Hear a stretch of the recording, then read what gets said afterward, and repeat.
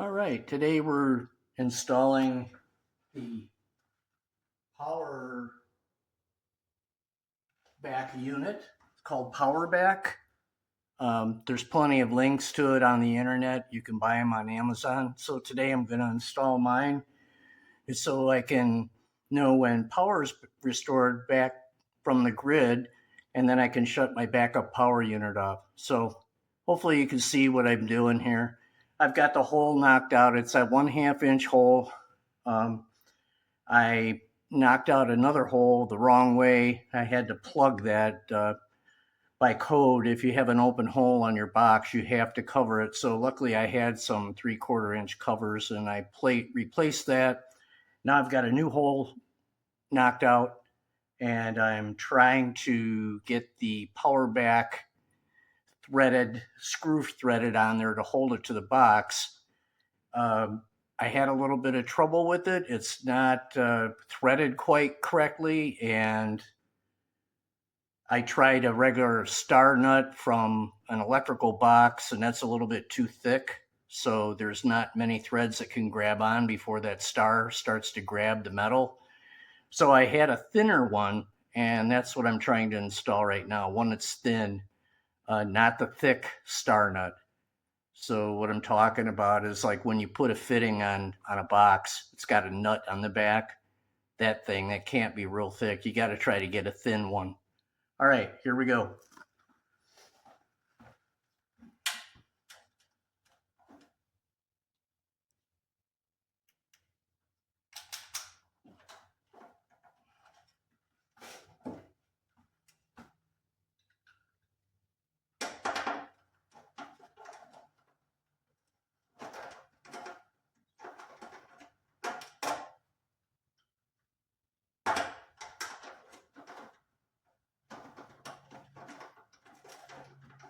Also, if you're not comfortable doing this kind of work, I've got a newer box, so my main line is still alive, but I've got plastic covers on the lugs.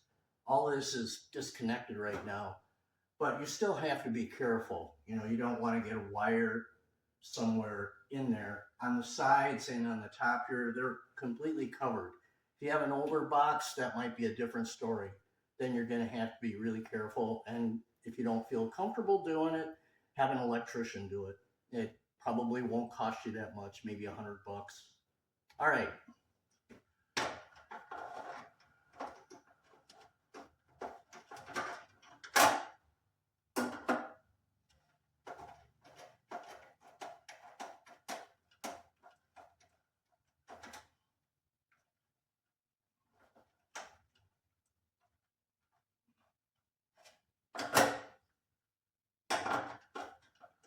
Snug. One thing I don't like about this also is it's made out of plastic. You have to be really careful tightening this nut. You don't want it too tight because it won't take a lot of pressure to strip those threads out. That's one thing that they could make different, and put a different nut on this thing to make it a little bit easier. Maybe put more threads on there, make them out of metal, you know, but I understand why they do it the way they do it. So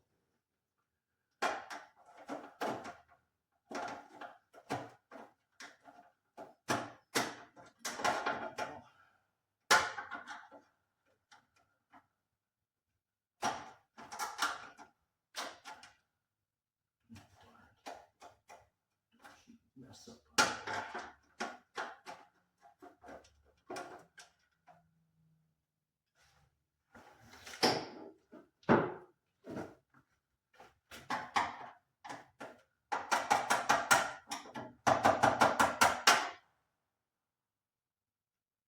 Okay, that's pretty good right there. I don't think that has to be any tighter than what it is.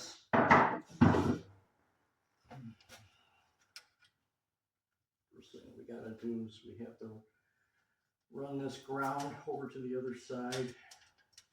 Oh, let's come in back here.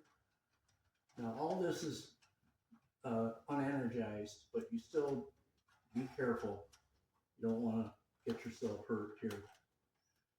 And this is supposed to be on the ground bus, but they've got the ground and the neutral bus tied in the main panel, and somebody from up here, wherever this goes, they've got the ground tied to the neutral bus. They probably should have went in over here. This is technically the ground bus. They've got neutral in over here. And oh well. Maybe I'll just put the wire on there. I don't want to come in that way.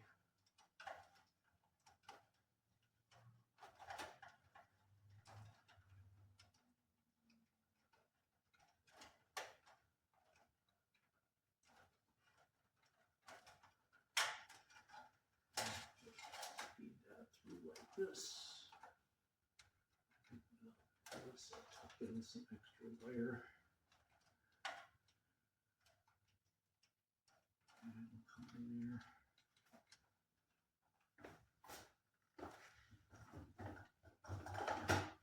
And cut that.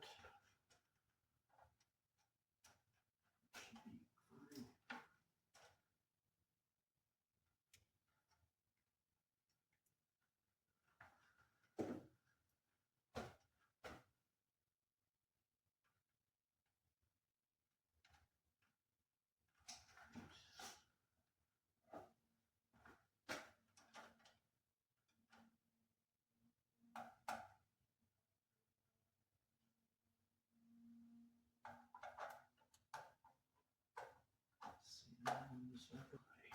Electrical screwdriver here. All right, let's see if we can get that tucked in over there.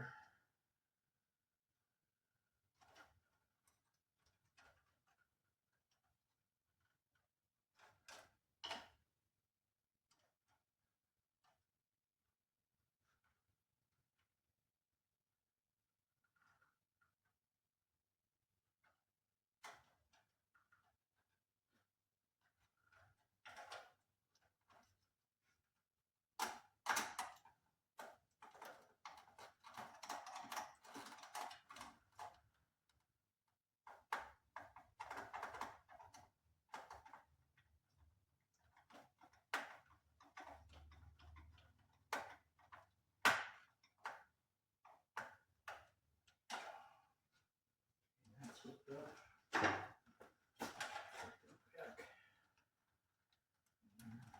behind these.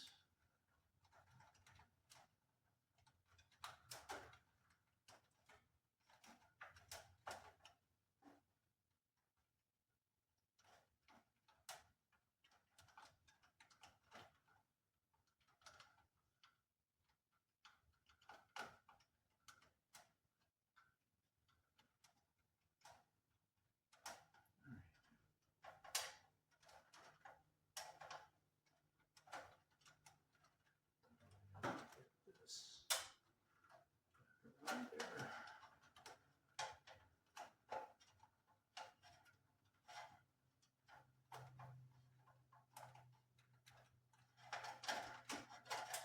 Now it's important to get this thing completely wrapped. What it does is it's a Hall effect switch, and this Hall effect switch will sense the current and produce a voltage inside the little PowerBack unit, which is powered by 9 volts, and then it sets off an alarm. Now, the alarm is super loud, so I took it apart and I filled that little piezoelectric buzzer with some liquid adhesive and let it harden. And hopefully I didn't kill the noise too much on it, but ideally I would have preferred to hook up an LED and have an LED just turn on and let you know that the power's back. And oh well, it is what it is. I didn't want to do the LED after looking at the board. It would have been hard to solder something in, so I epoxied the piezo buzzer, and hopefully that'll quiet it down enough to where it's not just blaring. All right, come up like this.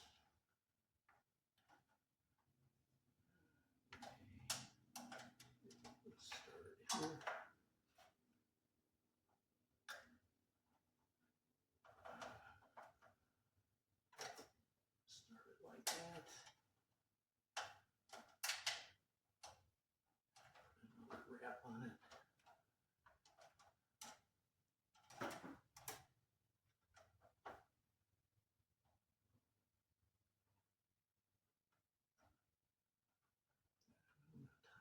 like that. I'm going to tie that first leg in there, just like that. Okay, and then I'll put another wrap on it.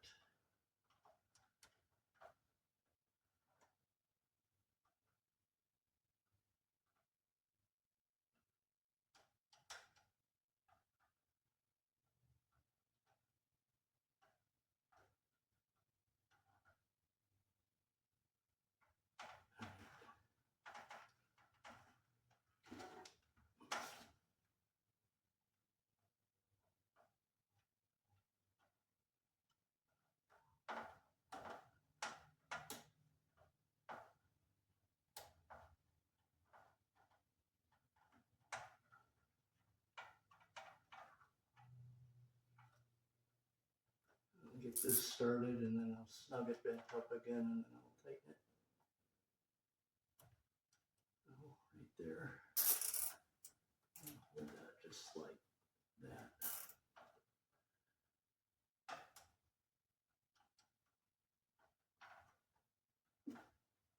All right, it's going to be good. I'm not going to tie that around like that. Just come in like this.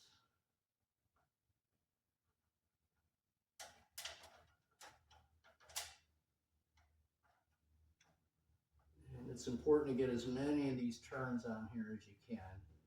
You don't do enough turns or it's too loose, it's not going to sense power. Oh, let's see here. It's good right there.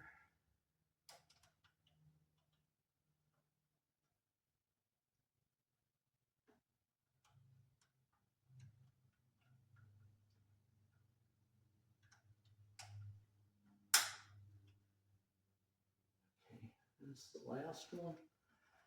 Another wire wrap here. Use. It's going to be like this.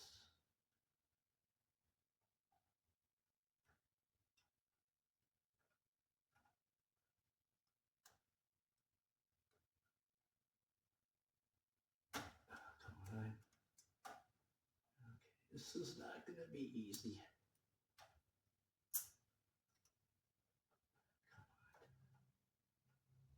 Let's get that in there.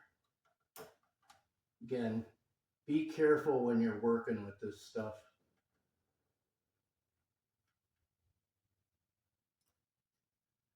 Okay. Right there. That's where I want it. There we go.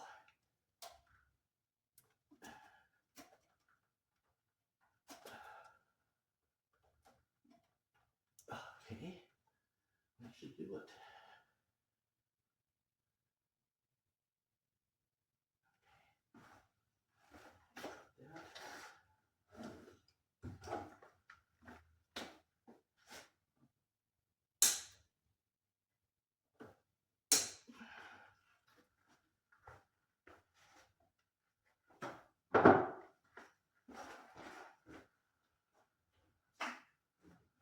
I'm going to go get a battery and I'll be right back.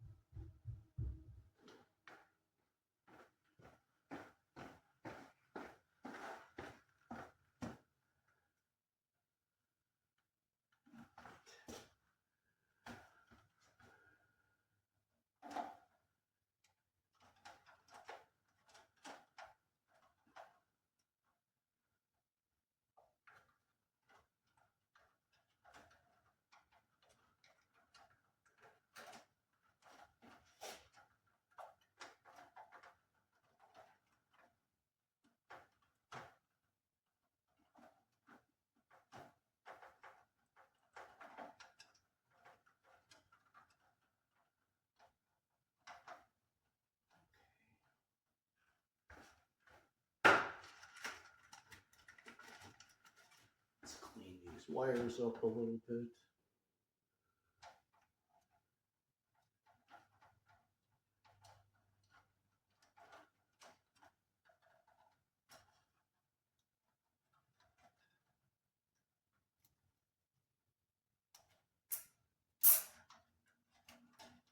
Put that in there too.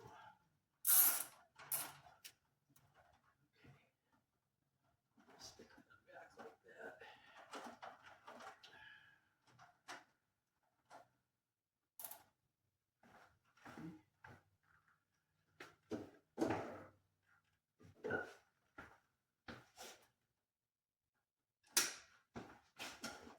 Some wires can just stay like that. This little battery in. And that takes a really small Phillips, so I've got to go upstairs and get that. I'll be right back.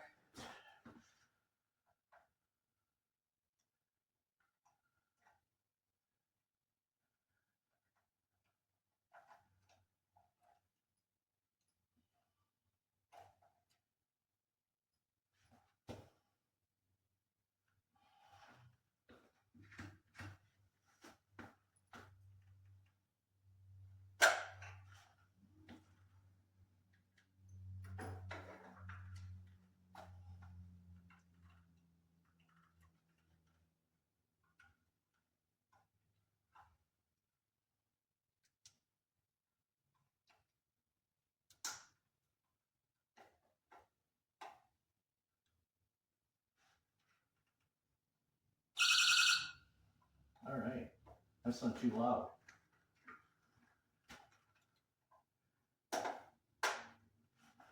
That is good. Let's test that again. That is not near as loud as what it was on some of the YouTube videos I saw. So that's a good thing, but you can still hear it.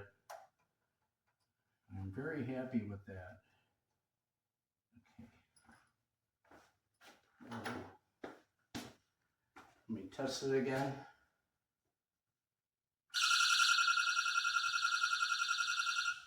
All right. It sounds good.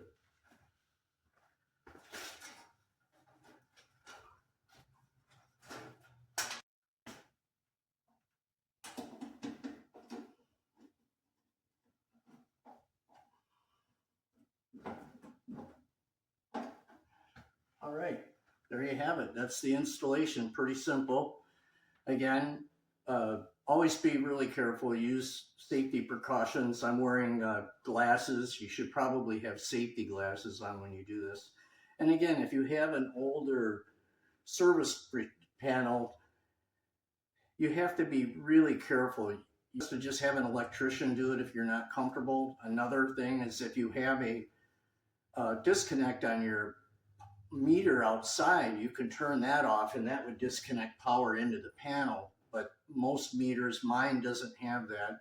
But luckily I have a newer panel and it has complete covers on the two power feeds that come in from the grid. So just exercise extreme caution with that. If you don't feel comfortable doing the installation, it's just two wires, the ground, and then you saw me put the Hall effect around one of the leads coming in. Make sure you do it on the hot lead, not the neutral, and that's all you have to do. Then you use the 9-volt battery, and if you want to take the thing apart and do what I did, put epoxy, I just used some adhesive, and I plugged up that hole, that piezoelectric buzzer hole, and then I let it dry. I did it probably 2 weeks ago, so it's nice and dry. It's still loud, even if you put that in there, but it's not near as loud. I think they said it's over 100 decibels, 150 decibels or something like that. It's super loud if you don't do anything.